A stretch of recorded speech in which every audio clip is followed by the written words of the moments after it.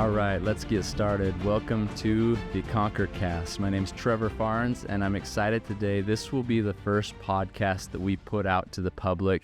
We've recorded a few already with some incredible ambassadors, with some of our Conquer Fitness winners, and I'm excited to tell their stories. That's what this ConquerCast is going to be all about. It's all about stories of people who have learned how to conquer more in their life, who have confronted some incredible obstacles and have been able to find ways to climb through those spiritually, physically, mentally, socially. And those are the realms of wellness that we focus on here at Mountain Ops. But today's a special day. It's a day I feel to be celebrated. It's an interesting day in my life, but one that I'm excited for. Today, it's July 31st, 2024. It is my last day as the CEO of Mountain Ops. And I'm not going anywhere. I'm just going to focus my efforts in some incredible areas where I felt pulled, where I feel God's pulling to me to focus in these areas. And I've felt this way for quite some time. In fact, we've restructured a few things here at Mountain Ops over the last 6 months to try to position me to do more founder forward work, get out there and drive awareness. We just launched a book. I've been speaking more often, and doing more podcasts. I've been a guest on many podcasts to share what Mountain Ops is doing in the community. And I'm excited to spend more time doing that. Those are some of the reasons why a founder, a CEO, might ultimately bring on his successor. And I'll tell you a little bit more about him at the end of this podcast because I'm super excited. We're extremely blessed to have the individual that we're having come to join us here at Mountain Ops as the new CEO. And I've just, this last 10 years has been an incredible journey for me, for my family, for our team here at Mountain Ops. We just celebrated 10 years of Mountain Ops. I've been in the supplement space for 14 years, and then I've been running my own businesses for the last 17 years. So it's been a long journey, but honestly, sometimes you look back and it feels like it's just over in the blink of an eye, and I feel like we're just getting started, so it's not over. So I'm extremely excited about starting tomorrow into my new role as, I'll still be on the board, still founder of this business, and I'll be the Chief Visionary Officer of Mountain Ops. And I'm extremely blessed, grateful, and just feel the support of my team here. I feel the support of my board, who's been extremely supportive of this decision in my life. And it honestly will put me in a position to, I feel, do more good, to drive awareness to the mission and the opportunities surrounding Mountain Ops for people to improve their lives. And so that's what this mission is all about. I would never want a title to get in the way of me doing what I'm called to do. And so with each title comes responsibilities. And so I've been very grateful for the things that I've learned and the things that I've been able to do to contribute to this mission as the CEO. But it's time for me to pass that torch on to someone else. And we are blessed to have the individual that's coming. So I just want to focus back on the last 10 years and maybe even go a little bit before that so I can tell more of the Mountain Ops story, so I can share with each of you how this all came about if you haven't heard the story in totality. And I'll try to keep it concise so that this isn't too long, but there's a lot of great things, incredible things, life-changing things that have happened over the last 10 and 14, 17 years in my life, in the life of my family, in the life of this business here at Mountain Ops. And I want to share some of that. And as I share, I think you'll see God's hand involved in each of the steps that we've taken. And that is our number one core value at Mountain Ops, is recognizing God, even in the workplace. And we try to acknowledge his hand in all things. And I love that about Mountain Ops. I love that that's been part of my life from my growing up, with my childhood, my family, and the things that they helped us focus on in life. And then, bringing who we are into the workplace. I think it's important to be who we are wherever we are. And I'm proud of Mountain Ops for drawing the line in the sand with core values that are just, they are our non-negotiables. It's how we live. So our core values are everything to us. And I'll talk about why those have been so important to the decisions that we've made. But I look back, even just at this last year, we've received some recognition as a brand that has been pretty incredible. We received the Best Place to Work award here in Utah, which in my opinion is one of the best awards that we've ever received. How that came about was our team had to fill out a survey, every single one of them, It wasn't something that judges just looked at and said, okay, this looks like a great culture. This looks like a great workplace. Let's give them this award.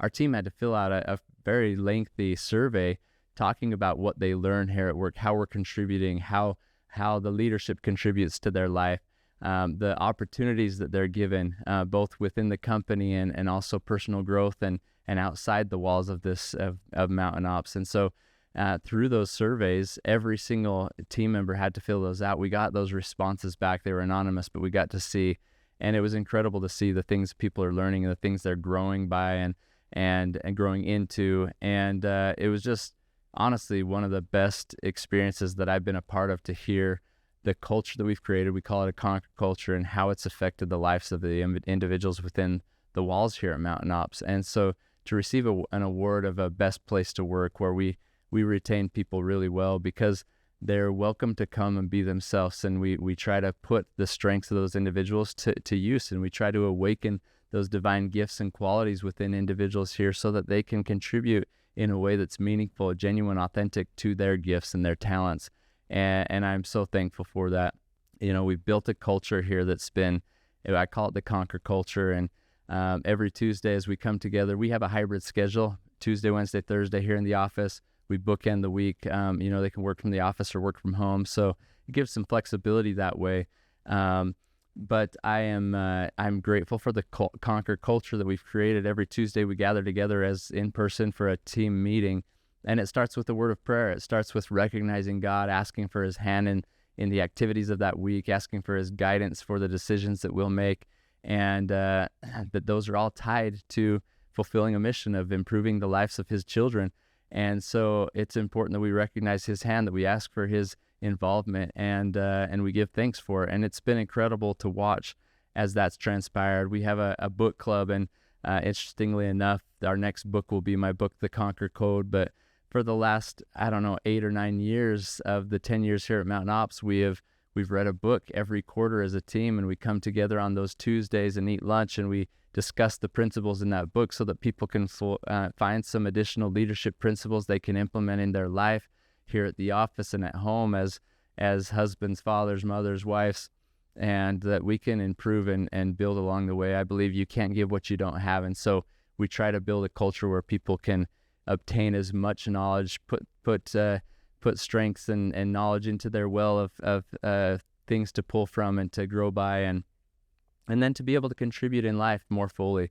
We definitely focus on contribution over achievement in so many instances, in so many regards. And so that culture's been incredible. Every Wednesday we have a Warrior Wednesday workout where the team comes together and we work out, and somebody leads that. And that's been incredible. I think of all the learning, all the events, all the activities that go on here that bring about this culture is incredible. We have food downstairs in our gym that allows people to come and pack meals as often as they'd like. But as a team, we try to do that on a regular basis. And then we have our Conquer More Challenge here at Mountain Ops, where we focus on things spiritual, physical, mental, social, like I've mentioned. And every quarter, the team members are given a new accountability partner. And then we report back every month as a partnership. Are we hitting our goals in those 4 quadrants of life? And the core value of the month. So we have 12 core values here. We start the year with recognizing God in January. We end the year with joy in December. Hopefully recognizing at the end of the year that we experienced joy along our journey, and that we saw the hand of the Lord. We saw the hand of God guiding and directing us and helping us to feel that joy. There's a quote that I love, and it is that the joy we feel in life has very little to do with the circumstances of our life and everything to do with the focus of our life. And so we try to focus on things here at Mountain Ops that will bring joy, that will bring satisfaction, fulfillment into the lives of individuals. And when we feel that ourselves, we can more joyfully go out and share all that Mountain Ops is, and we can enhance the experience that people outside these walls have with our brand. And it's just incredible that way. This building that I'm sitting in right here, this podcast studio, and then this building is part of our culture. And when you come here, you feel something different. There's an energy, there's an incredible spirit, there's camaraderie, there's unity. And it's just amazing to come together as a team in a building such as this. We've been in this building for over 6 years now. when we started Mountain Ops 10 years ago, we were in the back of my brother's used car lot. We had a few offices and we were just bursting at the seams. We had a little chain link fenced area where we kept the product and we were shipping product, and people had to go through the used cars to get to the powders in the back. And it was just a kind of a funny scenario, but it was where we started. It was young, it was humble, it was, we were doing everything we could to pinch our pennies and to make this work. And, we bootstrapped this from the get-go. And so it was interesting one day, knowing we needed to find a new location for the business because we were bursting at the seams. My wife called me and she said, "I've found the Mountain Ops home. I found the new location." And I said, "Well, where is it?" She said, "It's up in Fruit Heights. It's this boutique that I shop at." And when I heard her say boutique, I thought that doesn't sound right for a masculine brand like Mountain Ops. But she said, "No, you need to get up here and just come and look." And I drove up right then and there.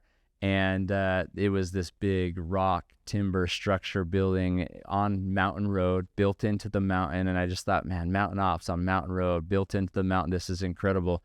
It's a big gravel parking lot out front, no real landscaping or anything, but the building was amazing. And what it was the factory where they used to process all the cherries and everything from the orchards that were around here. There's a plaque outside. It was built in 1944, and it says, "By their fruits ye shall know them."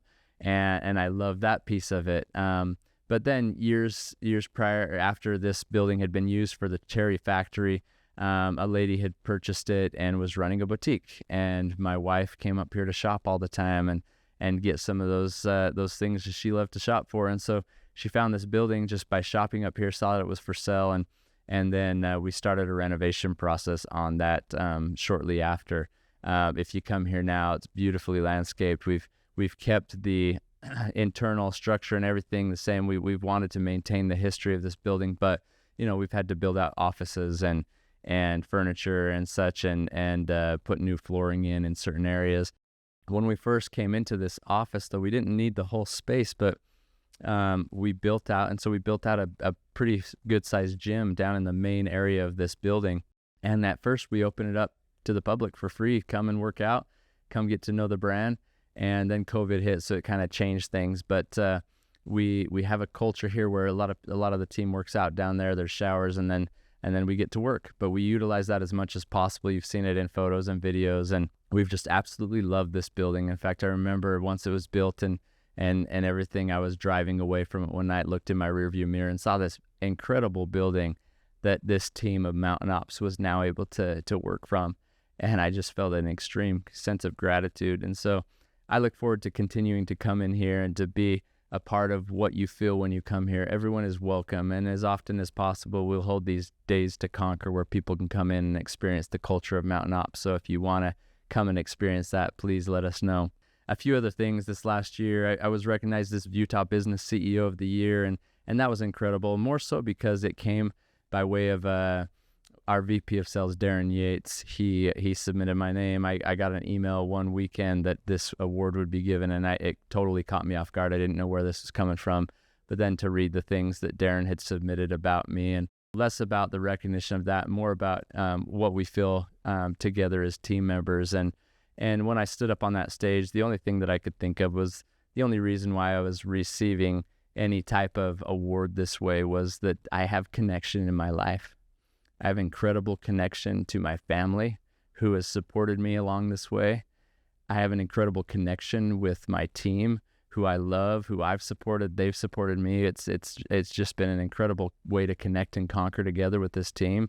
And ultimately a connection to my God, who I recognize is the greatest influence in my life. And so because of that, there's opportunities along the way to progress and to grow. And that's what's occurred for me here at Mountain Ops in this role. We were awarded this last year one of Utah's fastest growing companies in our 10th year of business. And so that was pretty incredible.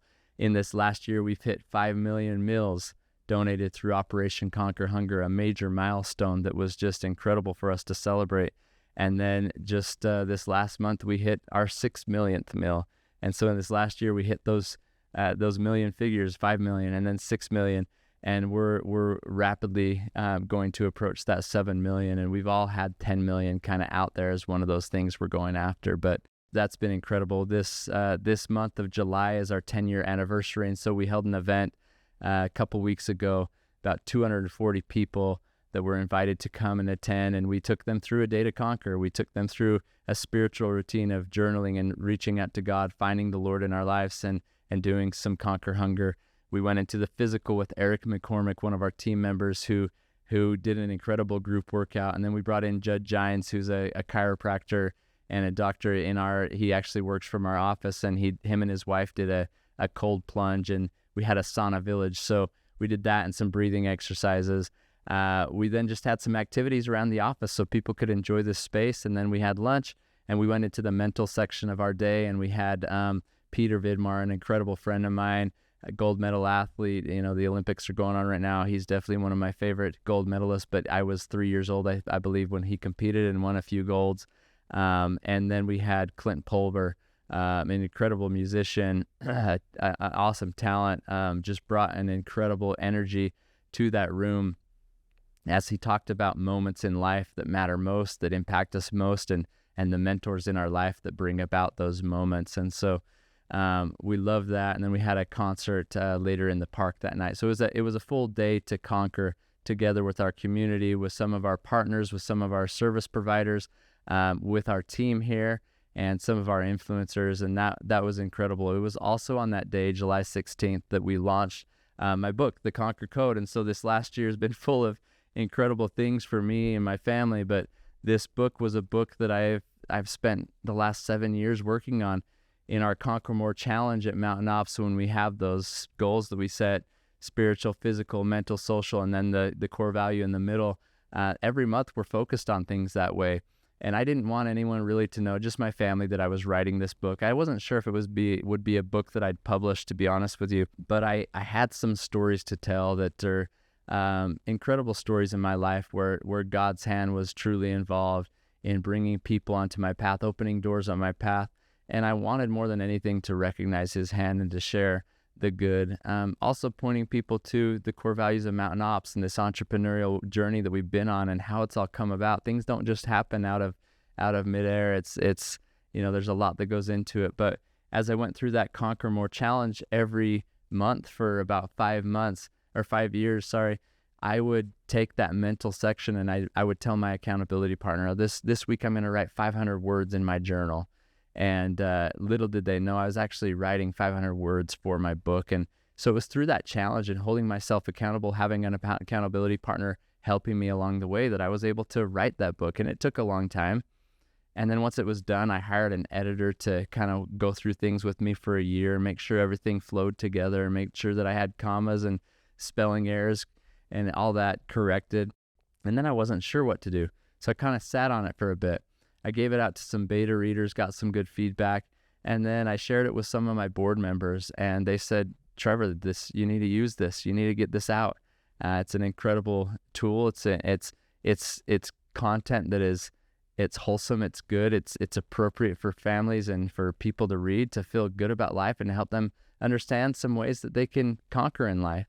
And there's just not enough good content out there, is what they were telling me. So let's get this out there. Let's support you in this. And so I had the support of so many people, and I'm so grateful to finally have that out. And before it even went live on launch date on Amazon and during pre-sale, it sold out, and I was shocked. One of the days we were the #1 new seller on Amazon, and I'm just extremely grateful for those that have supported me in this effort. I remember going down to record that book in Austin, Texas, sitting in a recording studio similar to this, and I had a big TV screen in front of me, and for 2 days, I think I recorded for about 15 hours. I just read, and I'm not the greatest reader, and so I thought for sure this is going to sound so bad with my own voice. And then there's often times when I get a little sweaty-eyed, and so there's the emotion. I don't know if you've ever listened to a book where the author is crying in it. Well, you'll get a chance if you listen to my book. But it was an incredible process. That was hard, sitting there reading all that and all these memories and emotions coming back to the surface, and honestly feeling inadequate, feeling like, why would I put this out there? There's nothing really that I have to share that would be of worth, and really feeling an adversarial effect in my life, and not feeling like I should even release this. But the response from individuals as they've read it and as they've sent me messages, it could be done selling now, and I'd had fulfilled my purpose in it, I believe. So I'm extremely grateful for the support. And I remember finishing up the book, and in the end, I share a witness from my wife and I to the world that we know that Jesus is the Christ. And I feel like that's what the adversarial effect was, trying to prohibit or keep me from sharing those things that I know are true. And so in our lives, I would just challenge you, when you feel called to do something, when you feel like you need to share something or contribute something, follow that impression, and then usually there will be some adversarial effect or some uphill battle. If you're going uphill, you're going the right way, and don't let that stop you, because in the end, there's something you need to share that will benefit another. I've received a few messages from parents with their kids, and one last night where their child had read it. He was reading it for the second time, just a young boy, and it just caught me off guard. I honestly wasn't necessarily thinking of other people's children when I wrote this book. I was thinking of my children and what I could share with them, what I could leave with them, what I could share with their children, and how I could bless their lives. And that was really the purpose of this book. But then to see how it's affecting other people's children as well is pretty incredible to me. And so I'm grateful. I'm extremely grateful for the support, and it's more than I deserve. But just thank you to all of you who have already read or listened, and those that will in the future. I appreciate it. So this last week was amazing to kind of top it all off, a 10-year celebration, and me moving from CEO to now a chief visionary, and it was a great way to kind of bring things full circle. We accomplished something great on Thursday and Friday of last week. We teamed up with NuSkin and the Utah Jazz here in Utah, major brands, billion-dollar brands, and here we are, Mountain Ops, much smaller than them, but we're doing incredible things in the community. I got a call one day from a guy named Dean from Hunger Fight, and I answered his call, and he said, "Trevor, it's Dean from Hunger Fight. We're working on a project to set a Guinness World Record. Would Mountain Ops want to be involved in this meal packing process?" And then he told me who he was working with. He said, I'm doing this with NuSkin and the Utah Jazz. And when he said NuSkin, I thought, yes, for sure we'll be involved. 14 years prior to this, I was being recruited by some of NuSkin's top distributors, Kenton Worthington and Nathan Ricks. And I remember going to the convention this event this last weekend would be at the Salt Palace, where the Hunt Expo is held every year. I went to that convention with them and just feeling super down, not excited about the opportunity, feeling completely conflicted, pulled one direction and another. It was at the same time where I was trying to decide, should I launch a product for my father for his heart health? But that would take a lot of energy. That would take resources I didn't have. That would take, just setting up things from the ground floor and building from there. And I was tired. I had just gone through a bunch of business failures and I was exhausted. And then I had this opportunity to work with these guys that would mentor me and that would help, build me. And they even guaranteed me a monthly payment from their commissions. And so it was almost too good to be true, and something I couldn't say no to. But honestly, the feelings of my heart were tugging me in a different direction. And ultimately, I told these guys yes. And as I said yes, I felt even worse about it. But I was sitting in the back of this massive assembly hall where there was, 5,000 or 6,000 NuSkin distributors in this massive stage up there. And there was a video that came up that talked about Nourish the Children. And Steve Lund, the president, co-founder of NuSkin, he shared one line, and I think it was in this moment, watching that video, where he said, this is a small part of what we do, but it's the biggest part of who we are. And I just thought, oh, that's incredible, because that's how I feel. I'm doing very little to help those around me right now. I don't have the resources, but that's who I am. That's the biggest part of who I am, and that's what I want to do. After that first month working with them, I told them, hey, I don't feel like this is right for me. I'm going to go off. I'm going to do my own thing. I'm starting a supplement company, and I'm going to call it Phoenix Nutrition. And that's how I kind of started down the path of creating supplements. But I remember the feeling I had when they talked about Nourish the Children and what my family was going through. And I'll get into this a little bit more here in a bit, but what we were going through financially and our inability to feed our children what they needed on a regular basis. And my wife and I made a commitment right then and there. The $22 that they had this program to feed children in Malawi, Africa, we would contribute that. when we didn't honestly have $22 to share. But it was in those times when we made a commitment, and that commitment has grown into something incredible, to where this last week, 14 years later, we're sitting with NuSkin. We've just accomplished 6 million meals. In that setting with NuSkin, we packed 550,000 meals in one day. The Guinness World Records that was broken or was set was having the most people in a 24-hour period of time come together to pack meals for those in need. And we did that with NuSkin. And we received the award from Guinness, and one of the founders, Sandy Tillotson, was there, and then I was there, and the people putting it together said, Trevor, you need to tell Sandy this story of where we were and where we've come from and how NuSkin helped inspire it. So I shared with her, and I shed some tears, obviously, and then I got a call that night saying, hey, can you bring your family down to tomorrow night's event? Benson Boone's going to be playing. My family loves Benson Boone. They had us come down a couple hours early so that we could meet him. We didn't know that they were going to have us do that, but my daughters were in seventh heaven with that experience. And then they said, hey, your seats are up in this area. We walk up there, and they have us on the front row. And then they came out on stage, the founders and the CEO, and they recognized Mountain Ops for the contribution that made it all possible to hit that Guinness World Record. And they had my family stand, and I just sat there in that seat thinking back to the young husband and father that 14 years prior was sitting in the back of that room, struggling, feeling broken, feeling torn in so many different directions, not really believing that I hadn't much to give, but being inspired by a message that was shared that day about feeding the hungry. And I was in a moment back then, 14 years ago, where I was trying to figure out how to wait upon the Lord. There's a scripture that says that those who wait upon the Lord will have their energy renewed, and they can run and not be weary and walk and not faint. And I've come to find out, I was taught this lesson in a great way this last week by a brother of mine, but throughout the last 14 years, what it means to wait upon the Lord.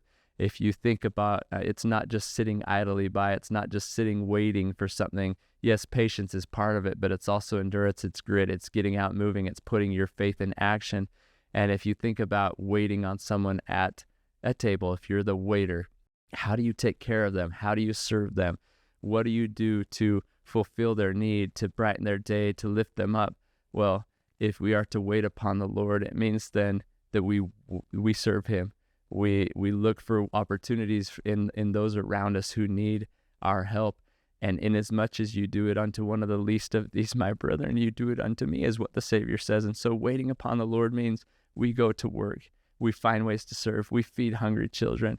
In my scripture study this morning, it talked about praying in our fields, praying in our workplace, praying over our flocks, praying over our family, all these things. But in the end, if we pray for all these things and we give not to the poor and to the needy, then our prayer is in vain.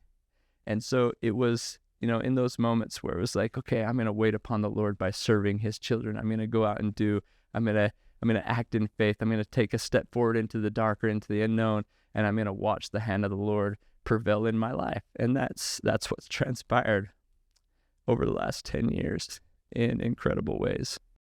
So grateful that God would bless me with these opportunities. And so this weekend, sitting on the front row and then having them stand and just feeling these emotions of, we didn't need that recognition, but recognizing where God took us, where we were, where he placed us, the people in my path. Kenton Worthington at NuSkin, he had a belief in me that I didn't understand, and I took that belief and I ran with it. And sometimes you just need one person to believe. Fortunately, in my life, I've had many people. I've never been one where I've had people around me telling me, oh, you can't do that, it's not going to work. For some reason, I've been blessed with people that say yes. I think of my wife and all the things she said yes to. Go ahead, do it. Weird, crazy ideas. Even this book, it's like, hey, that takes a lot of time, a lot of effort. She's been so supportive. And so I've had this belief in myself because of the belief in others that have just said, yeah, go and do it. And I'm so grateful. And my children and my parents and my siblings and then the team around me. It's been an incredible journey. So I was at an event in January. I was speaking at this event. The first day I was sitting in the back. I like to sit in the back. And up in the front, there was this man that everyone, the leader of this group or this MC kept pointing to this guy, and his name was Trevor as well. So every time he'd say Trevor, I think he's talking about me, but I look up and I I see this guy up there, and I noticed a little icon on the back of his hat, and it was the Mountain Ops icon. And I thought, oh, how cool. I can't wait to talk about to this guy. And the MC was saying how this guy runs 10 miles a day and this and that. So I thought he's for sure running with Mountain Ops through his veins. And so I grabbed him and said, hey, you got Mountain Ops flowing through you on those 10 miles? And he was kind of like, no, just craziness type thing, you know. And so we laughed. And then he came back and he's like, wait, why did you ask that? And I said, well, you're wearing a Mountain Ops hat. You must use the products. And he's like, honestly, I just saw this hat one day and I bought it because I thought the logo looked cool. And so I thought that was kind of funny. So I told him what Mountain Ops was, and he's like, okay, this is making more sense why you asked if it was running through my veins. And so the next day I spoke at this event, and I told this Trevor that was running 10 miles a day, that loved the Mountain Ops logo, was wearing it all the time. I said, I want to take you and give you a look beyond the mark. Now, in the scriptures, it says, do not look beyond the mark. It's talking about our Savior, Jesus Christ. But with this instance, I just said, hey, you really love that mark. And a lot of people do. A lot of people see the logo, and it's the first thing that pulls them in. And then they, if they give it a chance, they're going to find something pretty special beyond that mark. And so that's what I did in the presentation that day. I want to share some things that I share in that presentation that will give everyone a glimpse as to how this all came about, what Mountain Ops is all about. Hopefully whoever's editing this puts some B-roll on top of some of this, because there's some funny stories as well, because I've got some fears in life and some anxieties, and I'm gonna start right there. Obviously, I've been going for about 30 minutes, I think, but with going beyond the mark, Mountain Ops has helped me overcome some incredible fears. I've got two: the fear of bears and the fear of heights, and I've had to confront those on a regular basis with what we do in this hunting industry. And I've loved what Mountain Ops has done for me in conquering fears, because what I've found along the way is that so oftentimes fears are just fears, and they hold us back and they keep us back from progressing and for conquering things in life.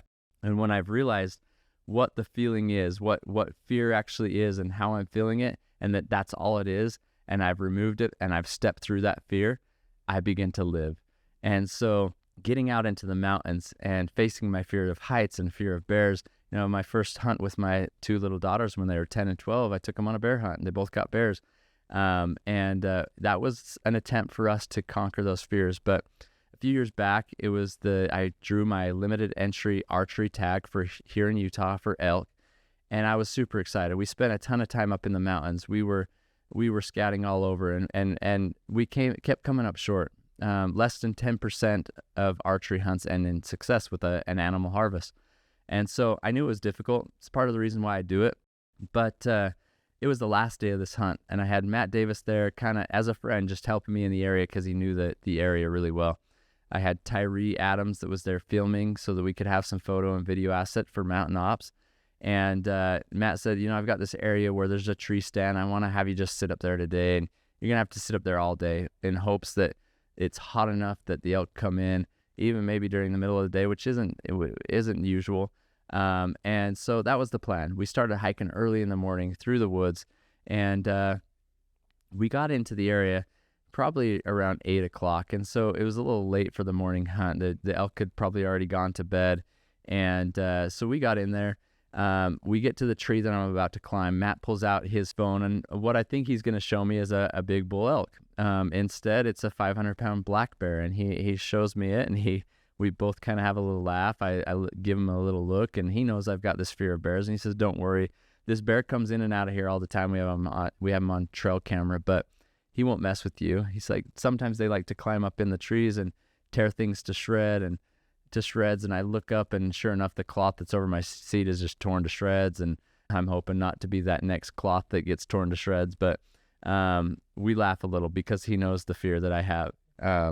And then I look at the base of the tree, and right at the base there's fresh claw marks, and they're going all the way up to the chair I'm about to go sit in. But with that, I'm committed. I'm there. It's the last day. Having my pack on my back, I have my bow in my hand. I start climbing the little rungs until I get up to the seat, and I sit down on this very uncomfortable metal seat. Fortunately, there's a good platform for your feet, but the seat's really small. When I get up there, there's a hook off the side of the tree that was really well hooked into the tree. So I took my pack off and I hung my pack there, and it was secure to the tree.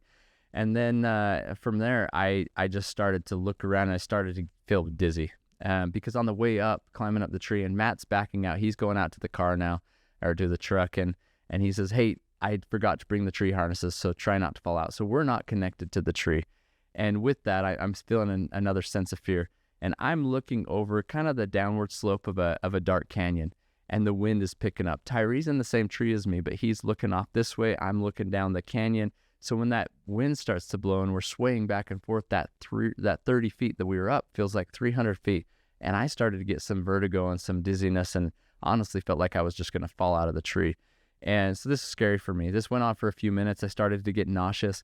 I leaned over to Tyree and I said, "Hey, here's how I'm feeling." And Tyree says, "Well, we can climb back down if you like. We can build a ground blind and then wait for the elk to come in down there." And I reminded him that's where that 500-pound black bear's been coming in. So he laughed and said, "You'll have to choose your fear today." And that's what I had to do.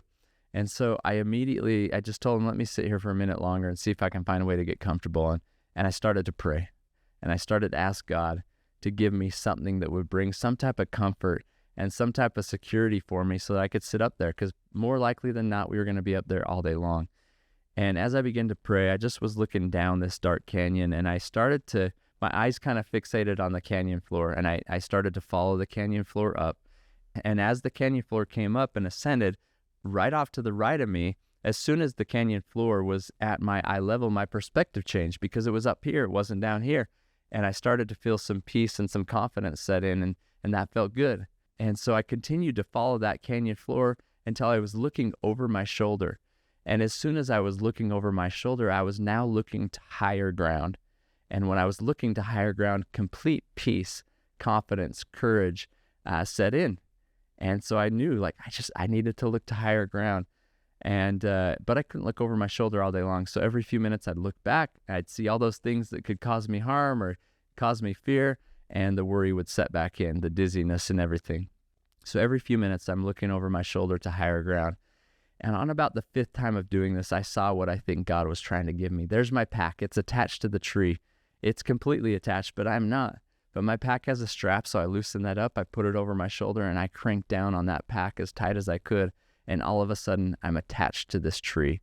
And while I'm attached to this tree, I could experience peace, comfort, confidence, courage. I could look around at everything that once was causing me some fear or that could cause me harm, and it kind of faded away. All of a sudden, it didn't trouble me anymore. I could look around and see the beauties around me. Even the breeze that was causing us to sway back and forth felt like a welcome friend under the heat of that day. And I was experiencing something incredible because I looked to higher ground, and I took advantage of what God gave me to hold me, to attach me to that tree. And that became an incredible gift for that day. As I look at how this applies to Mountain Ops, we have incredible core values that are rooted deeply in our lives and in our culture. And when we abide by those core values, we are rooted deep and we are strong, and we can face the day. We can face it with courage, confidence, peace. And it all comes in a way that allows us to focus on our mission on that higher ground, which is to improve the lives of individuals and families. And so when we are attached to those core values, when we make decisions that are aligned with those core values, we enhance our ability to head towards higher ground to help those in need. When we make decisions that are contrary to it, it is unsettling. And the experience that those that are around us, that they have, it's diminished. The impact of the brand is diminished. And so as we're attaching ourselves to core values that are meaningful, that we've established and we've drawn the line in the sand, it points us to that higher ground. In another sense, on more of the spiritual side, I was sitting up there, now attached to this tree, and I recalled an experience that my family had with the Jordan family. Some of you have seen on our social media that we've hunted quite a bit over in South Africa with Toli's African safaris. They have become incredible friends. The very first time that these men came to my house, they stayed with us during the Hunt Expo. Every morning they would wake up with us at 7 a.m. as a family. We read our scriptures every morning together, and we would read scriptures about Jesus Christ. And they really enjoyed that with us. We had a great experience together. On the last day of their visit, I asked, would you please share something with my family as you depart us to go back to South Africa? What would you leave with us? One of them asked for my Bible, and he opened up to James, and in his rich African accent, he read a scripture, and he said, "I am the true vine. I am the vine, ye are the branches." And then he looked around at each of my children, and he said, "What your father has taught you this week about Jesus Christ is true. He is true, and we must attach ourselves to him." And I loved it. I loved what he was reconfirming with my children, reiterating, drawing attention to with my children, that their attachment to Jesus Christ means everything, and that Jesus Christ is that true vine. He is like that tree whose whose roots are deeply rooted. And if we attach ourselves to him, we can face the day. We can face the challenges. We can face the fears. Anything around us that may be causing us fear or that could cause us harm can kind of simply fade away. Not that it's disappeared, not that it's not there, but when we're attached to this true vine, in a spiritual sense, when we're attached to our Savior Jesus Christ, we can conquer. We can conquer the day. We can go forward in faith. We can have courage. We can have confidence, and we can have peace that can only come through him. Peace is not something that could be mimicked anywhere else. Peace only comes through him, and I've experienced that so often in my life. And so being attached to that true vine means all the difference, all the world in my life. He is the difference. And so we must attach ourselves to him. Look for those things in life as we look to higher ground, as we look to God, as we pray to him, as we recognize God in our life. Look for those things in life that are sitting right there, the pack with the strap that could hold me close, that could attach myself to him. He will give us the way. If we ask, if we seek, if we knock, then things will be given to us, things will be shown unto us that will allow us some attachment. And at Mountain Ops, the core values are what attach us to the mission. They are the guardrails. They are the decision-making factors that point us in that way. So if you're ever wondering about how does Mountain Ops make decisions, it all comes down to 12 core values that we've all said when we signed the agreement to work at Mountain Ops, the offer letter, the contract. We will abide by these core values. Now, we're not perfect, right? We try and we do our best. It's more striving to abide by these things. But we know that when we strive to do those things and we make decisions that are aligned with that, lives are blessed. And that's our mission, to improve the lives of individuals and families. But we have to stay true to making decisions that align with that culture, with the core values. And we're committed to the core. And when you're committed to the core, you have courage, you have ability, you have strength to conquer more. And so that's what our core values do for us. That's why they're so important to me. And they're not core values that just come about day one of Mountain Ops. These core values were actually put together, many of them. We've added a few, but in a business that I worked at with my brothers. And my brother started this pharmaceutical business, and that's where he wanted to establish a set of core values. But they were core values also that were taught in our childhood, core values that meant something to our foundation and the way that we wanted to live. And so when you have a chance to start your own business, how are you going to behave? How are you going to interact? What are the values that you want to be aligned with? You do them in a way that's true to you.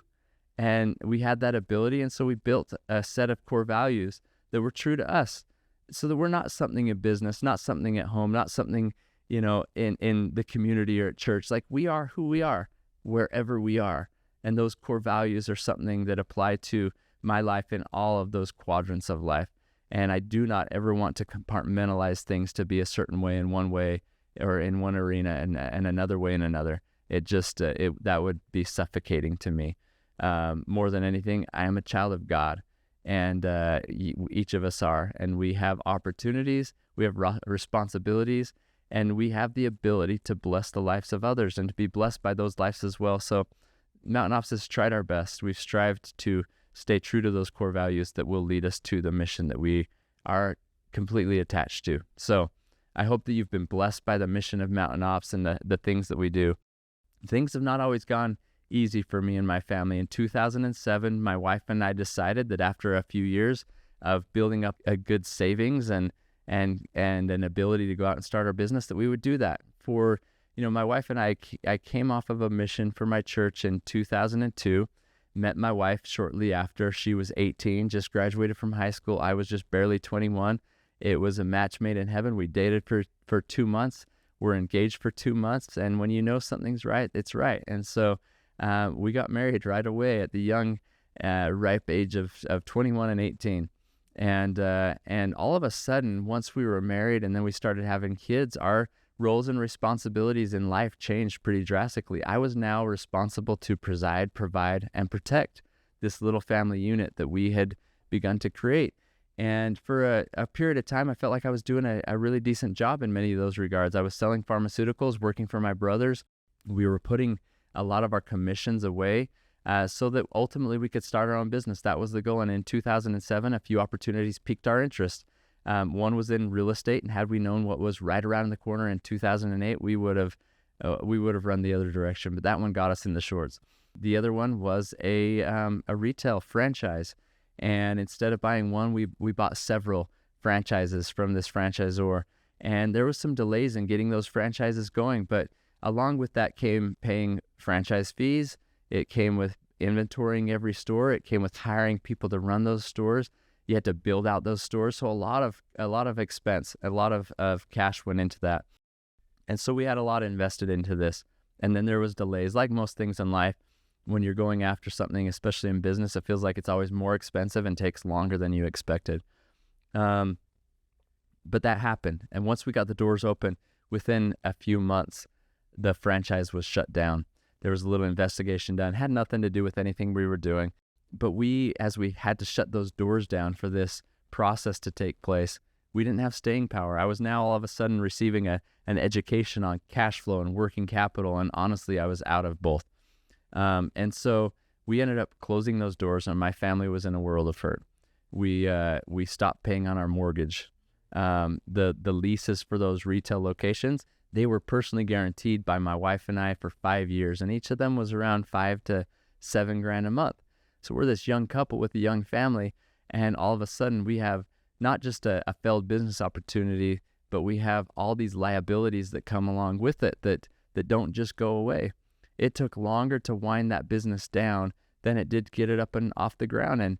And honestly, I felt like a failure, so my ego was in the way. I didn't want to ask for support from a lot of people. We struggled big time during those days. At that same time, Kenzie, our second daughter, ended up in the hospital with some kidney issues. And I mean, it was life-threatening. And we found during that when going from employed to self-employed, there was a mishap in insurance, and Kenzie was uninsurable. And so we had medical bills that were stacking up. And she was on medications for 3 years, and they made her throw up almost every day. So just a difficult situation with our daughter. She's great now, but that was scary for us. Mortgage was going unpaid. We couldn't pay on our car payments, all these different things. And it just felt like we were not meant to succeed. Honestly, I felt like the biggest failure. I felt like I couldn't provide. I wanted to give my wife and my children the things that they desired. And it was a struggle. I remember, in multiple times as I go out and speak and share this, I'll ask, how many of you have felt or gone through something like this, financial difficulties? 90% of the room, their hands go up. So what I'm sharing is not very uncommon. People go through it. People face financial difficulties for various reasons, whether it's a business failure or a job loss or just a kind of this cycle that some families seem to be in and they can't pull themselves out of. And it's difficult. And I ask, what does that feel like? And, in the room, there'll be despair, depressed, failure, all these different words. And I could say I felt all of those. It was these emotions that would cause me to walk up a canyon, find a rock to sit on and just bury my head into my hands. And every time it was a prayer to God, just begging him, asking him for help, asking him to help me take one more step forward, asking him for direction on what direction should that step be, and how do I breathe? There's a song that says head underwater, and they tell you to breathe easy for a while. Well, that was difficult, just breathing. I was an all-consuming feeling of how do we move forward? How do we get out of this? And it was constantly in my mind. I would see people, neighbors putting up a fence or buying a trampoline or a swing set for their kids, and I could not fathom. I couldn't understand, how in the world are you doing this? Where is any extra money coming from while you're doing that? I'm selling our boat. I'm selling our snowmobiles. I'm selling my golf clubs. I'm selling bikes. I'm selling everything we could. We would hold yard sales, and that was an indication. it's not always an indication. If you're driving through your neighborhood and you see somebody selling all their stuff in a yard sale, it's not always an indication that things are going bad, but sometimes it's an indication that they need something to pay a bill, or they need something to buy food for their family. And for me, that would have been a sign and an indication that things weren't really good. And so we went through this process, and it was difficult. And I started to feel like, after multiple failed business attempts, like I was not meant to succeed on my own. And to be honest, that's the truth. I don't think that any of us are meant to succeed on our own. For me, it came by way of connection. As I mentioned earlier, connection to a team that I started to build, connection to my family, which was one of the most incredible. If you have a spouse like Jenna Farnes, who never made me feel like a failure, you are blessed. I am blessed. I have a wife that is loyal. She's supportive. She's loving. She's caring. She's encouraging. She's beautiful. That is for sure. But I love her commitment to me. I love her commitment to the Lord. And she trusted in the decisions I was making, knowing that maybe they weren't always leading us to a major success, but they're leading us to the next thing. And the next thing would lead us to the next thing. And ultimately, we would find success. And we trusted in that process together. And so I'm extremely grateful for her. We turn as a family in fasting and prayer all the time. I probably fasted 250 times during a certain period of time, just to have extra strength from above, from that higher power. I remember coming home from church one Sunday when Hallie was 7 years old, and she didn't get out of the car as everyone else did. And I went and peeked through the window in the back, and I saw her kneeling down saying a prayer. And this kind of caught me off guard, and I didn't want to interrupt her, so I just stood to the side and waited for her to come out. And when she came out, I said, "Hallie, what were you doing?" And she said, "I was ending my fast." And I thought, 7-year-old, knowing to even fast in the first place, but then to be ending a fast in prayer. And I asked her, "What were you fasting for?" And she said, "I was fasting for you, Dad. I was fasting that things would go better for you." And so my children recognized the struggle that we were in, but instead of ignoring it or just, letting it go, they prayed, they fasted, they joined in, and they supported us through that. And never did I feel like a failure in their eyes. They just wanted me to give them my time and attention, right? And so there's some, and then ultimately, as I mentioned, my connection with God is the greatest source of being able to conquer these challenges that we face. And, I look back at all of this, and there's a wise purpose to it all. There's a scripture that I love, and it says, "I do this for a wise purpose." Every pain has a purpose that we go through. It's just comes down to whether we're going to choose to see the wise purpose or not. And it's a choice that we have to make. And my wife and I decided during the midst of our struggles, there was an experience we had, and if you read my book, I don't have enough time to share it right now, but there was an experience we had that there was a warning about the financial difficulties we would face. And it wasn't a warning to divert us from it. It was a warning to let us know that while you're in that storm, I was aware that this would come about. And remember that I warned you, not so that you could avoid it, but so that you could know that I am there with you amidst the storm. And that gave us courage and confidence to go through. It also gave us a perspective that God must need us to learn some things. God must want us to learn some things. He must be strengthening us through this. There must be a process of refinement going on, a process of opportunity and growth that we needed in the middle of this storm. And that's the way we tried to approach it. And so as I look back, there's a lot that I learned, but at 7 points that I want to share that were kind of the things that I saw most. Like I just mentioned, connection is everything if we want to succeed in life. And so connection to your team, whatever your team is, connection to your family, build that. Those are the most important relationships in life, are the relationships within the walls of your own home. Never neglect those relationships. Give them the time and attention that they deserve and that they need. And therein you will find the greatest blessings of your life. And ultimately, again, my connection with God. And I can't say enough about that. I would say another lesson learned was that ego is truly the enemy. Everyone's heard that statement or read a book about it, but ego is the enemy. There was times during that struggle that had I opened up to others, I would have found they were going through something similar and we could have helped each other out, but my ego did get in the way. and I didn't share with a lot of people. And so I tried to keep it to myself so I didn't look like the failure that I felt like I was. But what I would have found was we could have supported each other. So I've learned that vulnerability is a gift that allows people to come together to connect, like I just mentioned, and through that connection, conquer more in life. Ownership. I had to take ownership over the choices that I made that led me down paths that created some of that failure, some of those learning lessons. And there was one moment I remember feeling frustrated with the individual we had bought those franchises from. I never wished him any ill will. I don't wish anyone in life ill will, but I was frustrated. I was frustrated that I felt like I was starting over and that I was having to do things again. And I felt like, man, if that guy hadn't have done this or that, like, we'd be okay right now. Well, one night I was voicing those frustrations as I was kneeling down next to my bed. I was voicing those frustrations to God, and the words just hit me like a ton of bricks that came to my mind. I wrote the check. I wrote the check for that franchise. We could have written the check for a smaller number. We wrote it for a large amount. We decided to go big, and it didn't pay off that way. But I feel like we needed to feel the pain that we felt to be where we're at now doing the things that we're doing. And so I had to own that as well. The fact that I wrote the check, but that I was experiencing some things in life that were life-changing. They were transformational for me. They were building my faith, my strength, my growth, my capacity to do more, my empathy, my ability to respond to the need of another. And so I had to own those good things, the purpose of this pain, and put it to use. Like I said, what we went through financially wasn't very uncommon, but what we're doing with it is pretty uncommon in my opinion. So that was another thing, ownership, and owning the things that happen to us in life, good and bad. And even amidst what we see as bad, maybe owning the good that comes from those bad things is maybe some of the most life-changing and beneficial things we can experience.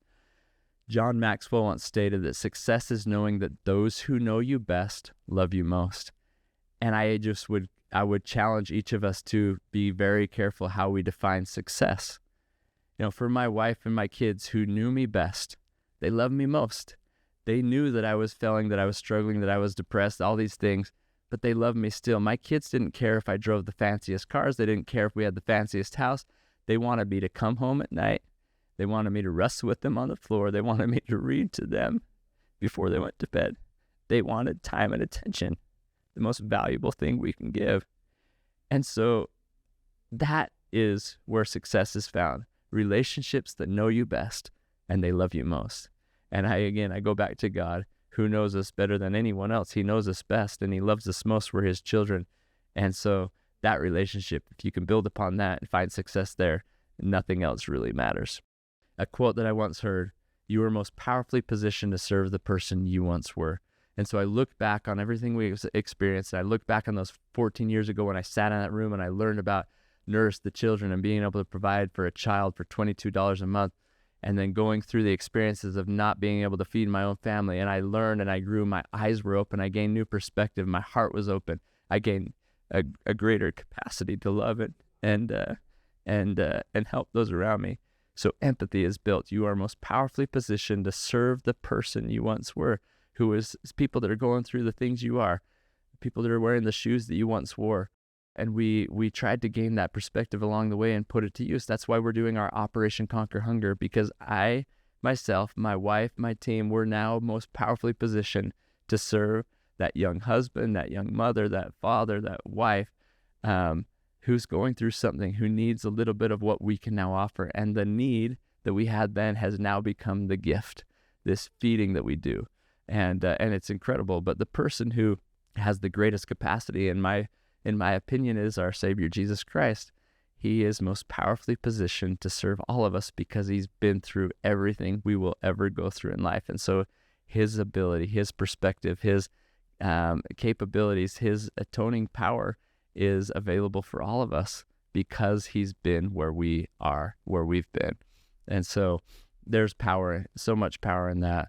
Another lesson that I learned is that time is one of my greatest assets. I feel like I'm a simple individual who's willing to work hard, who's willing to grind, to grit, to endure. And so often when you're like me and you don't feel like you have all the talents in the world, time becomes one of your most precious gifts and benefits. And I was once with Jim Shockey, a legendary individual in our hunting industry, the godfather of hunting.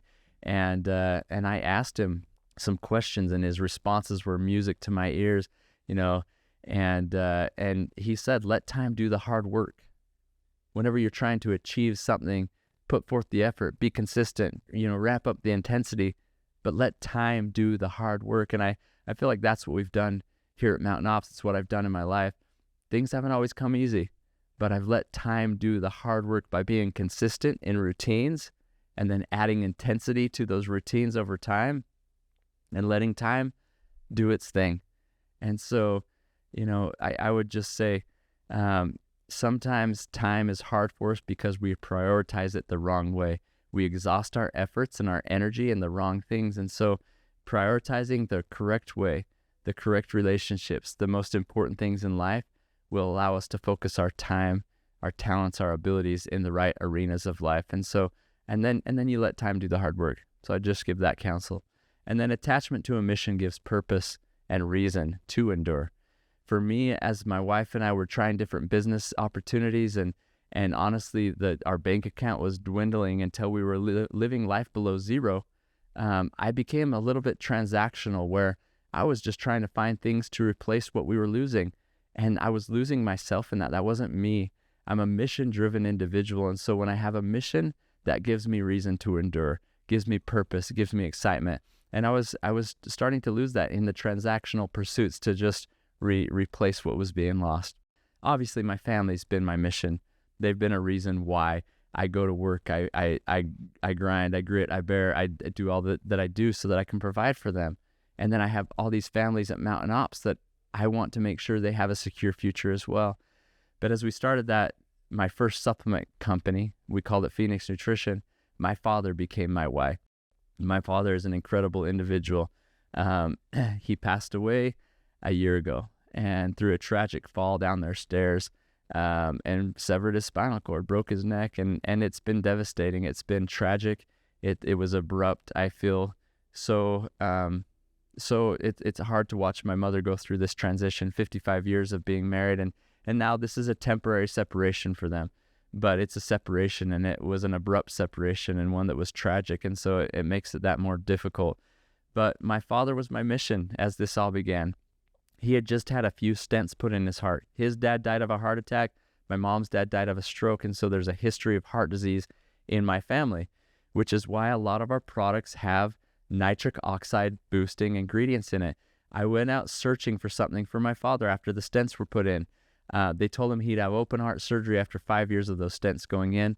And I read a book called No More Heart Disease by Luis Ignarro, a Nobel Prize winning doctor who won his Nobel Prize by his work and research on nitric oxide, a signaling molecule in the cardiovascular system that helps to dilate the blood vessels and arteries, helps to relax them, helps to increase blood flow.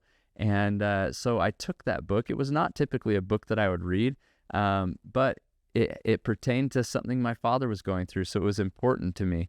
I read that, took it to a chemist, a friend of ours, and they whipped up a concoction. We put my dad on it. Within about 3 days, he started to feel some tingling sensation in his fingers and toes, and I knew I was onto something.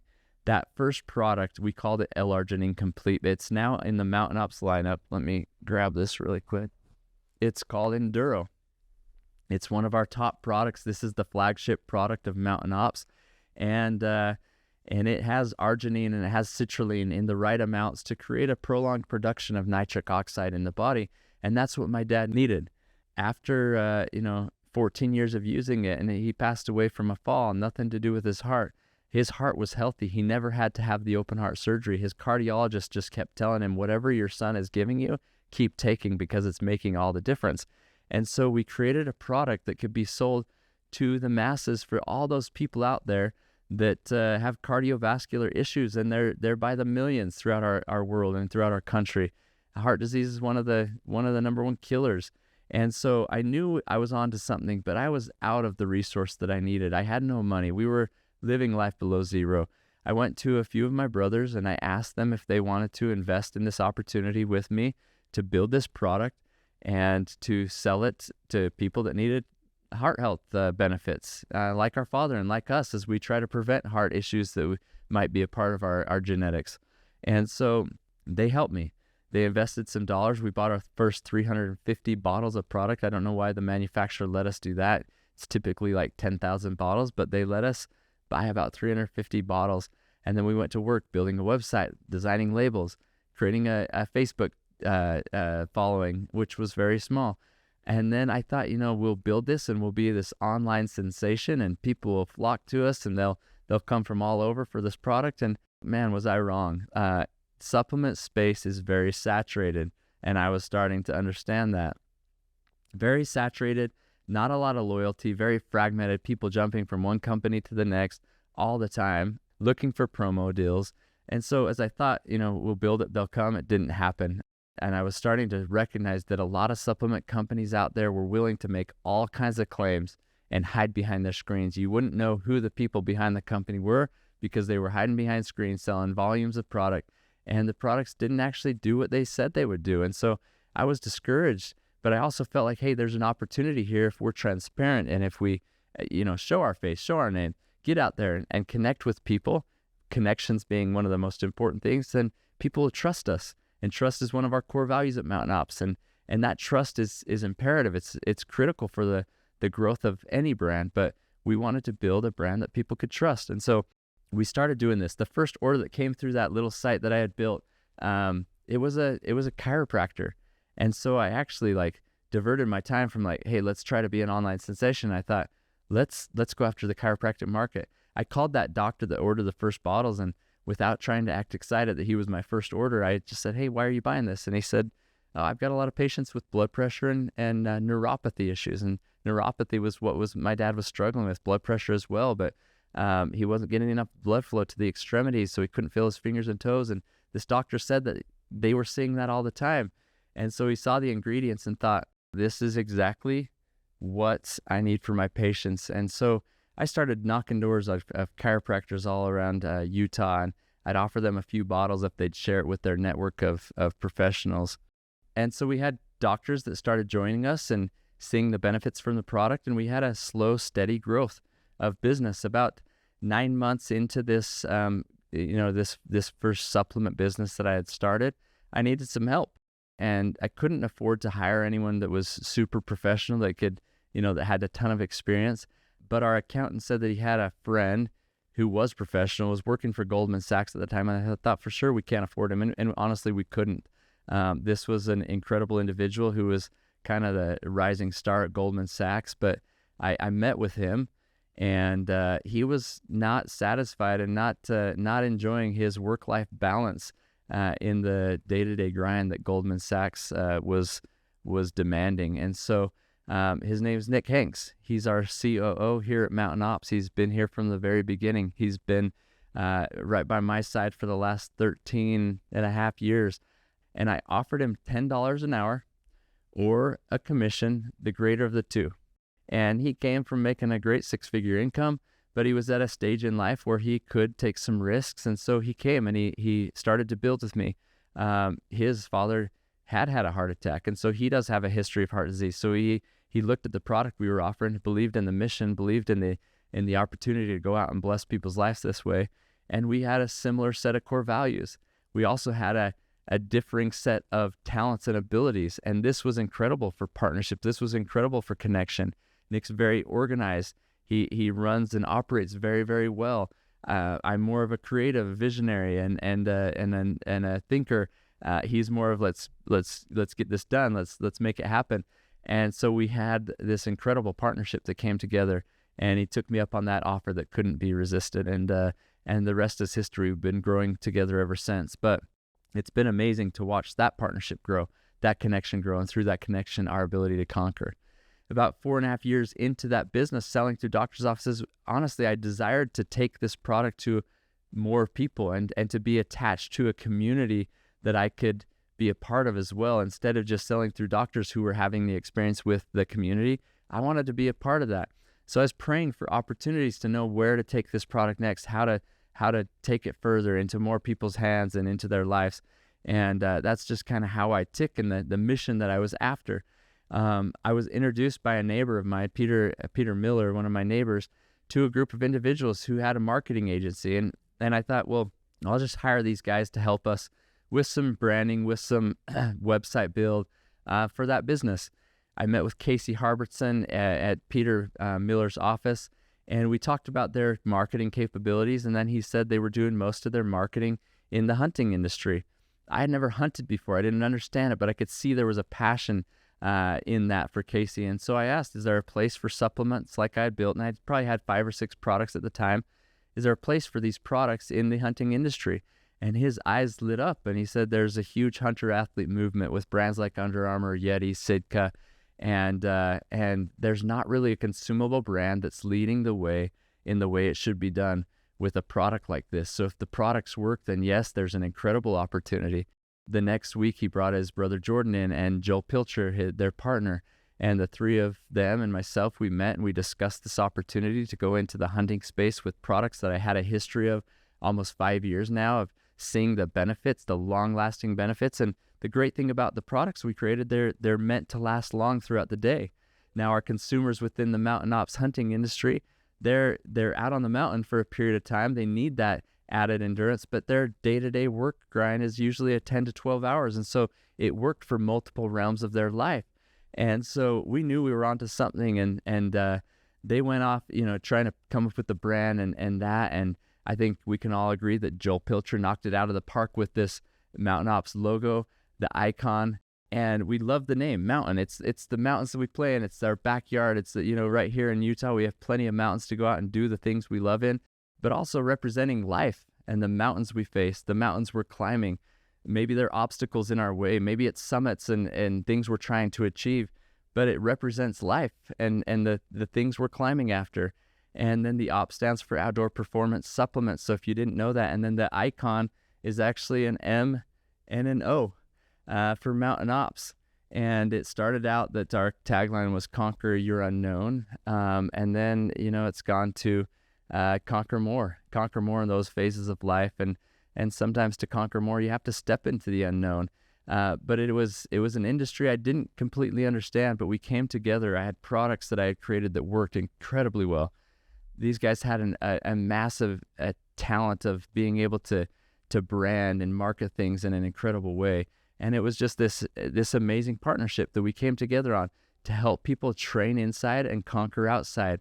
And it's an interesting industry where, people in this industry, they may hunt 7 to 10 days a year or more if they can, but they're thinking about it, they're talking about it, they're dreaming about it, they're eating about it all the rest of the days of the year. And it's an industry where, as we got into it, we realized 70% of our consumers were buying supplements for the first time. So our hurdle was educating them on why this would be beneficial, why this will help you in the field, and why this will help you in life more and more. And so there was that education. Most of these guys, they're not shopping in GNC. They're not working out in Gold's Gym. They're going out to God's gym. And so we had to speak in their language. And fortunately, my partners had the ability to speak that because that was their passion. I quickly found a passion for fueling that passion, but I knew that wasn't enough for me. I had to understand what it was to be a hunter. And so I dove in head first.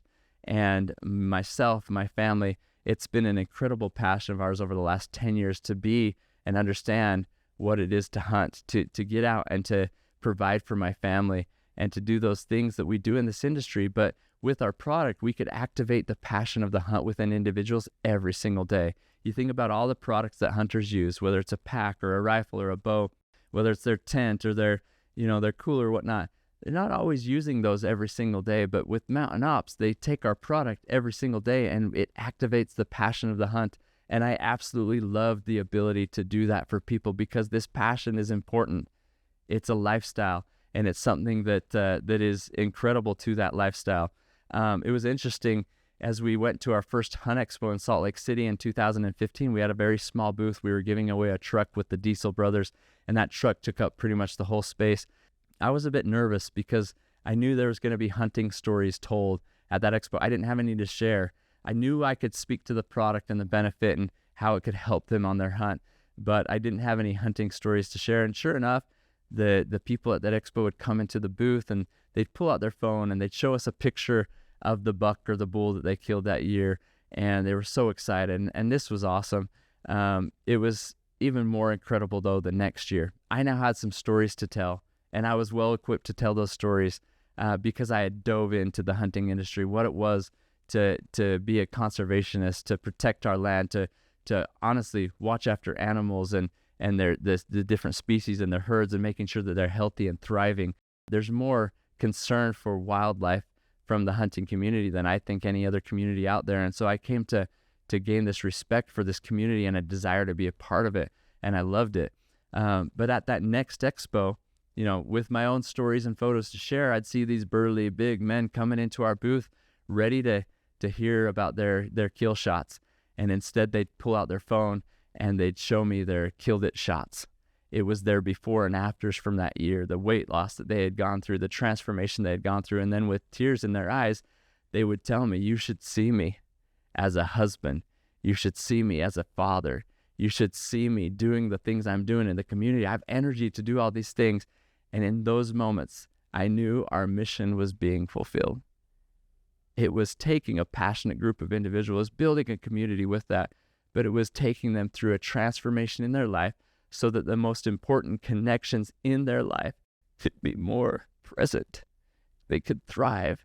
They could be there for their kids, for their spouses, for those that they love most. And that's what's most important for me in life. So hearing those stories and watching them and experiencing those, it was everything to me. So we have built Mountain Ops, and people hire us to do certain things. They hire us to help them lose weight. They hire us to help them gain strength. They hire us to just bring about connection in their life. So many people are just looking for connection. I think of even the times through COVID, people just wanted to feel connected. And so we focused on building a community. We did a research study here at Mountain Ops with a big research firm about 2 years ago. They studied us, they compared us, they went out and surveyed people, they compared us to major brands in the supplement industry, and that's what they do. They focus mainly in supplements and consumable products, and they came back and they said, we're seeing something for Mountain Ops we don't ever really see from other supplement brands. And they said the headliner for Mountain Ops is that Mountain Ops is a brand people trust. And this, again, meant everything to me because we were building relationships. We were out there with people. We're a one-by-one, one-on-one type relationship build. And that sometimes can take a slower, it's a little slower to build, but it's for longevity. It's incredible because you build a brand people trust. And for me as a consumer, I want to buy from people that I trust. I trust the product, I trust the service, I trust the people. And so to build a brand that people say, this is why. And then you could look in that research study and dive into why do they trust us? And as we looked into that and we kind of dropped down, there's a spreadsheet full of the reasons why, and almost all of them pertain to Mountain Ops core values. I go back to the beginning where I shared the story of sitting in the tree stand and our roots deeply rooted down into the ground. It's these core values that matter most, and they lead us to our mission. And so I look at that and I think people trust us because they see us living the core values. And this is them stating this. They see us living the core values that we have on the wall. These aren't just words, fancy words written on the wall. They're written upon the hearts of the individuals that lead this business here at Mountain Ops. Every individual that's here, it's the secret sauce of Mountain Ops. And when we live according to these core values, we enhance this incredible experience that our community has. And so we are focused on those. So our core values mean something to us. Every month we train on one new core value each month, and it's focused on that, and we try to live it.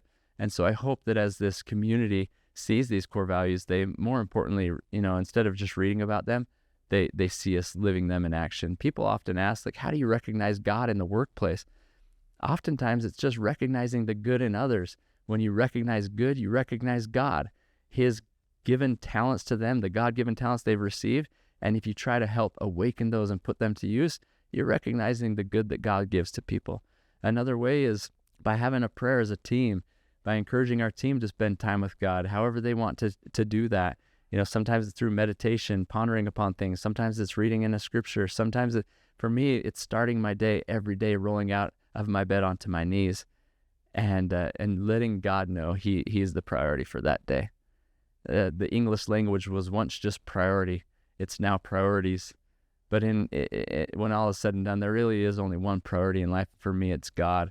And when I can create a connection with Him, He'll help me in all other aspects of my life. So it can mean a lot. It can mean, service to our fellow beings. You recognize God when you go out and serve His children. So there's so many different ways. In some ways, it's observing a Sabbath day where Mountain Ops won't exhibit at things on the Sabbath, because that's a day where we observe and worship God. And for some, it's just a day for their family, but giving those relationships the most important attention that they need. But focusing in on these core values has meant everything to us. Now, I'll go back to hunting real quick, and I'll wrap things up here in just a minute, but I'm the pioneer of hunting in my family. One of the things I love most is bringing new people into this incredible passion I have now found. I have FOMO, not FOMO. It's fear of others missing out. And so at Mountain Ops, I've created the Mountain Ops Draw, where team members they can gain points from their tenure, from different activities they're participating in, that they can put in every year for the draw, and they can go on hunts.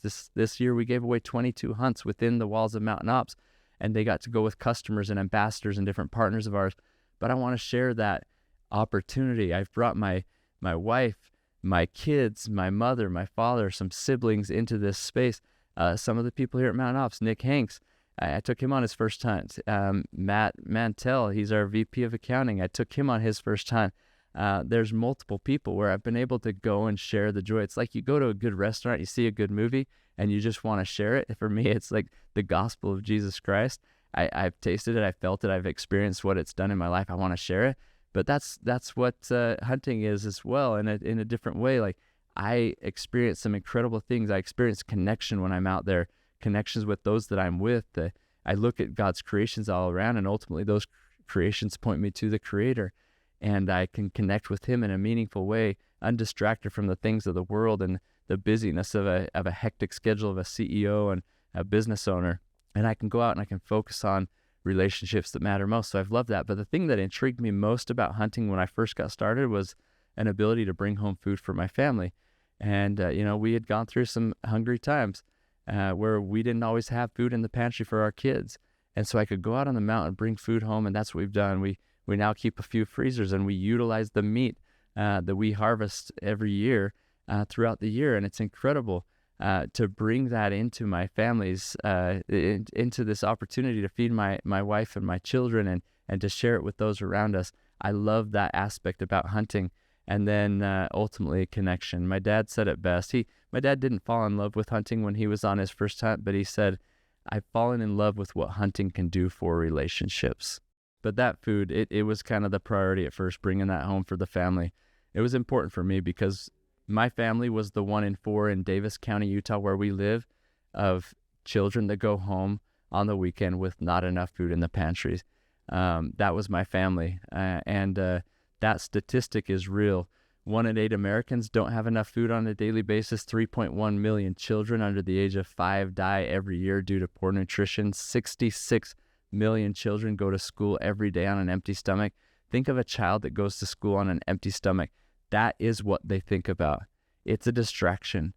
And so when we can help remove that distraction, we give them the ability, we enable the ability to connect with those teachers, the students, to build relationships, because they're not focused on that empty belly. I think it's more than filling a belly. It's inspiring hope and confidence in these children that they can succeed, that they can build relationships, that they can connect and conquer in their life as well. And so we are exhausting every effort to feed as many children and families as possible through our Operation Conquer Hunger, and that's where this all came about. I remember one day when my wife called me and she said, we've had another miracle. And I didn't know what she was talking about, but I said, what happened? She said, somebody just left groceries all over our front porch. And this became a regular occurrence for us because we just couldn't buy things. But I remember there's a picture of my daughter holding a can of Cheese Whiz, and from that grocery delivery. We don't know who it was. I may have an idea, but those angels that left groceries on our doorstep were responding to a need. I'm sure they were responding because they had once been there themselves, but they were intentional. Sometimes we can fulfill the need of another by just here's some wheat, here's some oats, here's some this or that, and that would provide for us. But what if you go above and beyond that and you provide for the desire? For my daughter Hallie, her desire for a can of Cheese Whiz was incredible. That was like striking gold. It might have been on her Christmas list, wish list for that year. But somebody understood that my daughter Hallie would like that, and that other things that were brought that day, super, super intentional. Yes, fulfilling the need, but then going a step above and fulfilling on a desire, and I will forever be grateful. So it's individuals that came to our rescue. It was experiences sitting at a NuSkin convention, seeing that there was hungry children. It was knowing that God needed us to learn lessons in the midst of the storm that put into our hearts and our minds new eyes to see, new hearts to feel, a new mind to think differently because of the perspective we were gaining, and now an ability to go and do something about it. We share at our Operation Conquer Hunger events that this is our opportunity to multiply our loaves and our fishes. My wife and I, we lean on our faith through the struggling times, through building this business, but through the difficult times of, financial difficulties. We turn to the scriptures. We turn to the miracles of Jesus Christ. I loved it anytime I read about him, speaking of food, him being the bread of life, him telling Peter to feed my sheep. Like, I took that as a literal command, knowing that will be something that I need to do in life, and I need to do it now. And then him taking a few loaves and a few fishes from a young lad who had but a few loaves and a few fishes. That's what I felt like so often in life.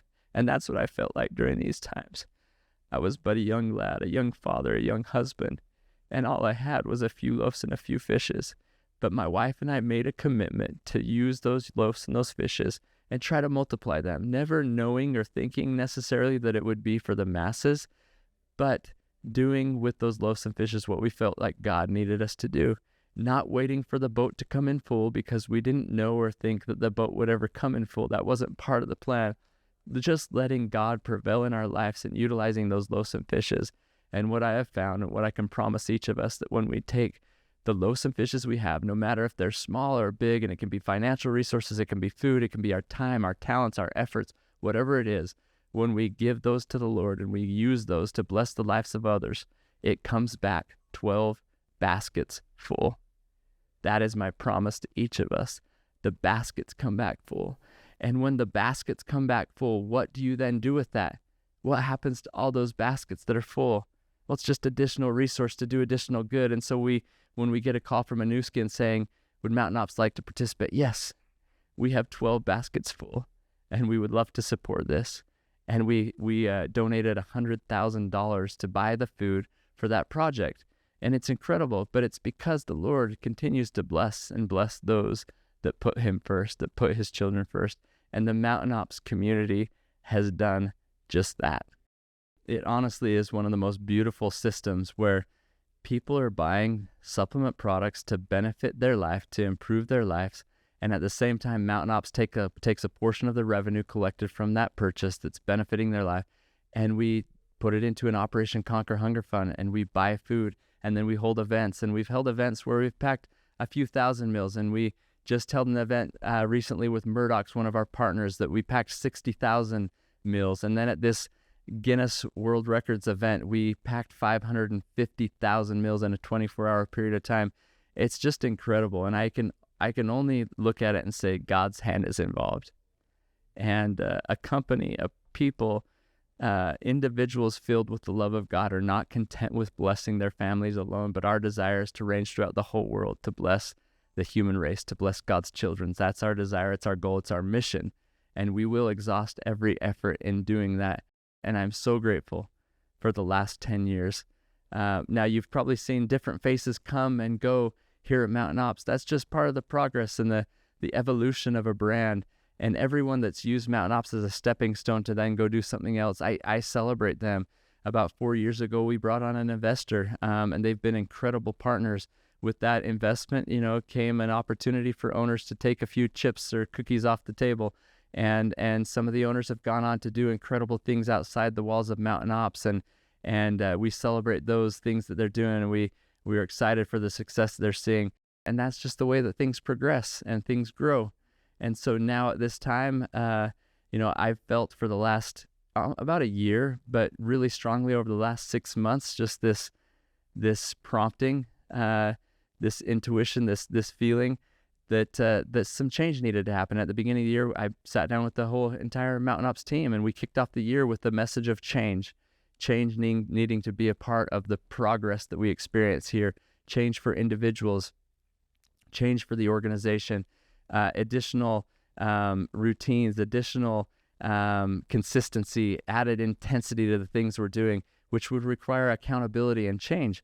And I was feeling this. I was feeling that my wife and I needed to I needed to take a new role in the business, and to have a board that's super supportive of that is incredible.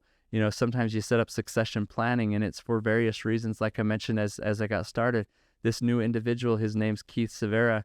I am so excited for him and the change that he will bring to this organization, the perspective that he will bring. He comes from an incredible supplement brand that he is currently the CEO of. And he will be an incredible asset to the Mountain Ops team. When you add team members to it, it enhances our ability as a brand to grow. He brings perspective, know-how. And when I had that conversation with him, and I've known him for a couple of years, he's been a great friend.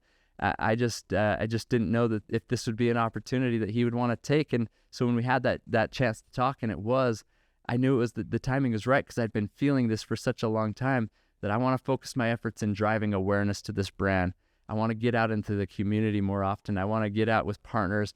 I want to talk about my book a little more. I want to do more podcasting. I want to get out and speak at additional events. I've been doing a lot of that this last year, and I want to spend more focused time there. I want to spend more time with my family. 17 years of running a business, sometimes there's time sacrificed there, and I appreciate their commitment to it all. I've got a daughter serving a mission in Brazil right now, 4 months in. She's incredible, doing incredible things. I've got another daughter that's a senior in high school that will graduate this year. She is doing incredible things. I've got a son, Beckham, who is ninth grade, ending his middle school, his junior high. And he is doing awesome things. He's a young athlete and doing great. Savvy's our little dancer. She's in sixth grade. So I've got a missionary out. I've got a senior, a ninth grade, and a sixth grader, all finishing up certain phases of their life in school. And I want to give them a little more time and attention. Now, I'm still committed to driving this mission and this vision and this brand forward to the next phase. And so obviously that doesn't mean I'm slacking off or have a lot more time, but I'm going to prioritize some of that time with my family. I love service in my church, and I love spending time there, and so my life has been busy, and I love it to be such. I love a busy life devoted to things that are good. This change will allow me to do more of those things that I love, and for the brand, for my family, for my God. And I feel very blessed to be in a situation where that's actually coming to fruition. And today I will drive away from Mountain Ops, having spent my last day as CEO here.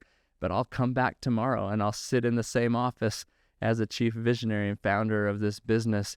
And hopefully we'll continue to contribute in a way that's meaningful to the shareholders, to the team here, to the community at large. We've got some incredible shareholders that I just want to make sure that this vision is carried out and that their families are blessed. That's been my goal all along, that the families of the individuals that work here at Mountain Ops, that their families are blessed, and that each of you that are part of our community, that are incredible, incredible people, that your lives are blessed.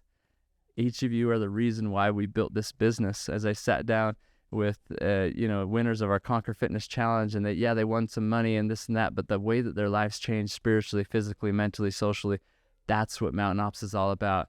Their relationships in life have improved and are incredible. That's what it's all about. And I've looked them all in the eyes and I've said, we built, all of us are here because of you. We built this business for you. And so I hope that those listening, those that are giving us a try, those that are a part of our community know our mission is you. It's to transform your life, to improve your life in any way that you'll allow us to be a part of that.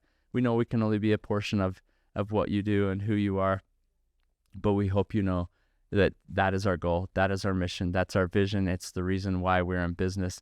It started with my dad, and now it's spread to hundreds and thousands of people across the country and into a few different countries that are being blessed by this connection, by this brand. It means the world to me. I look at the full circle events that are transpiring right now, and after 10 years, it just feels right that this is the next phase. This is the next step. I share with every team as the team member as they come on board here at Mountain Ops. I give them a pair of shoes to start their journey in, and I share with them that the choices that they make in the shoes they wear today will determine the shoes they wear tomorrow. The blessings, the responsibilities, the opportunities that can come their way by making choices that are aligned with our core values. And it will lead them to incredible shoes tomorrow. Choices made contrary to that might distract from opportunities, blessings, and responsibilities. But tomorrow I'm excited to wear some new shoes. And I know it comes by way of choices, but people helping me make choices, people strengthening me through those choices and the directions that I've taken in life. I love and appreciate this community.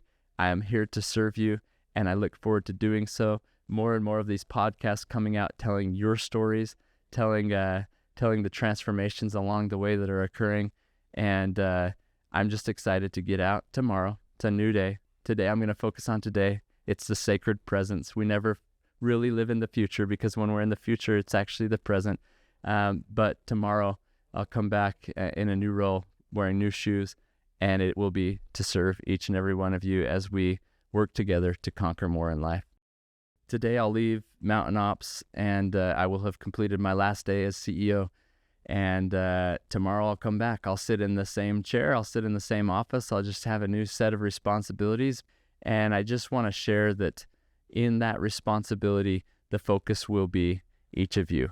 The focus will be on serving those who are a part of our community, to helping them improve their lives and take the steps of improvement that truly will transform their lives and the relationships that matter most. So I look forward to coming in tomorrow, wearing a new pair of shoes, to conquering more. And I just want to reiterate that my focus for this brand, for this mission, for the vision that we have, will be to improve and to change and to transform and to serve each and every one of you and your lives and the future that we have ahead.